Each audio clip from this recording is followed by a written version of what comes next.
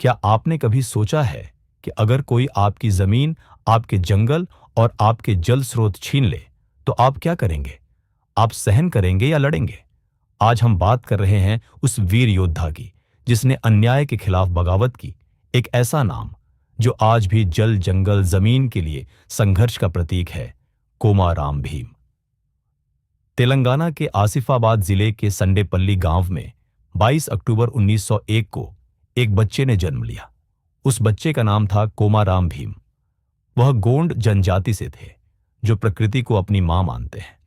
उनके लिए जल, जंगल और जमीन सिर्फ संसाधन नहीं थे, बल्कि जीवन का आधार थे।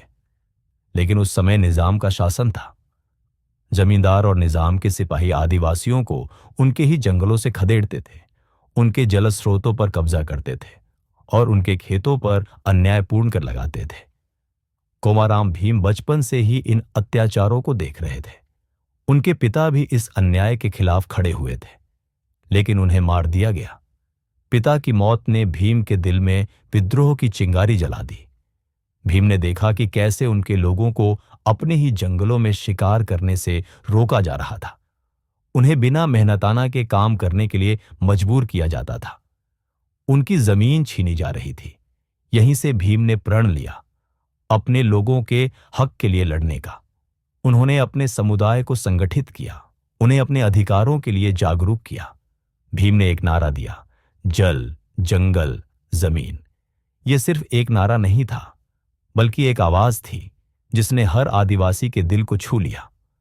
उन्होंने गुरिल्ला युद्ध की रणनीति अपनाई और जंगलों से निजाम की सेना को चुनौती दी। भीम का विद्रोह कई वर्षों तक चला। उनकी लड़ाई ने निजाम शासन को हिला दिया। लेकिन 1940 में जब निजाम की सेना ने उन्हें घेर लिया, तो भीम ने अंतिम सांस तक लड़ाई लड़ी। गोली लगने के बाद भी उनके हौसले नहीं टूटे। आखिरी सांस तक उन्होंने अपने समुदाय और अपनी धरती के लिए लड़ाई लड़ी। अंततः वे वीर गति को प्राप्त हुए। लेकिन कोमाराम भीम सिर्फ मरे नहीं, वो अमर हो गए।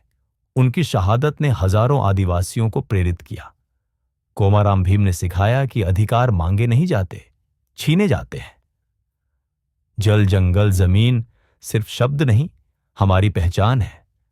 भीम ने अपनी जान देकर यह साबित कर दिया कि जब अन्याय होता है तो चुप रहना भी अपराध है। आज भी जब हम अपने हक के लिए खड़े होते हैं, तो भीम की गूंज हमें प्रेरित करती है। तो दोस्तों, क्या आप भी अपने अधिकारों के लिए कोमाराम भीम जैसी हिम्मत दिखा सकते हैं?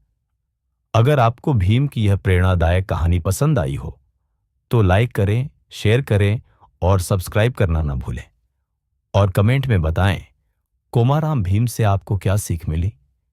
ऐसी और प्रेरणादायक कहानियों के लिए जुड़े रहें। अगली कहानी में फिर मिलेंगे।